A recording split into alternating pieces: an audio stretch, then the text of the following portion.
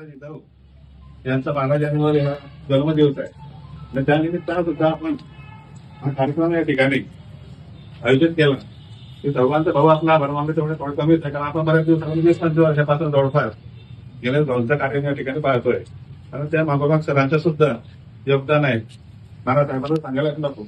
आणि भाऊ आपण एक चांगलं काम या ठिकाणी केलं.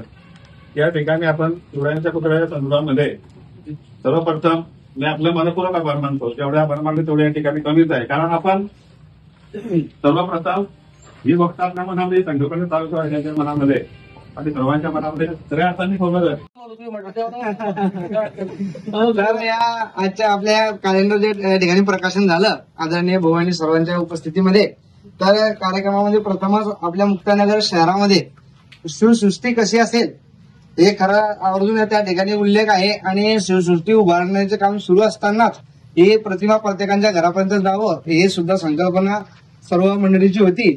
तसंच छत्रपती आपल्या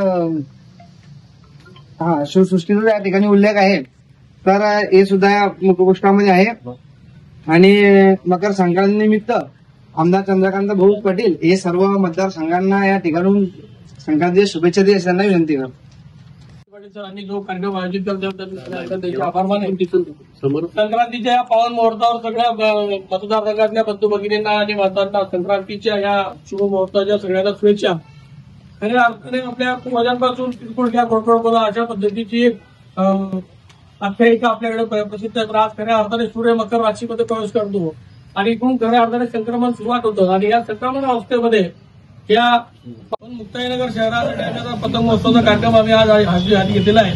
पतंग महोत्सव करत असताना आपण यात सहभागी व्हावा एवढी विनंती करतो. कारण लहानग्यांबरोबर मला असं वाटतं सर आपण रिटायर झाले तरी मी लहानच असलो पाहिजे, कारण त्याच्यामुळेच आपली भविष्यामध्ये आयुष्य निरोगी राहील. आणि एक सगळे सण साजरे करत असताना तुम्ही आपण एकत्र येत असताना खऱ्या अर्थाने जिजाऊंच्या आशीर्वादाने किंवा स्मृतीने हा कार्यक्रम आपण करतोय. त्याच्या निमित्ताने मी या सगळ्या आयोजकांचे आभार मानतो. मुक्ताईनगर मधल्या प्रत्येक व्यक्तीला मतदारसंघातल्या संक्रांतीच्या परत शुभेच्छा देतो आणि थांबतो. जय हिंद जय भारत.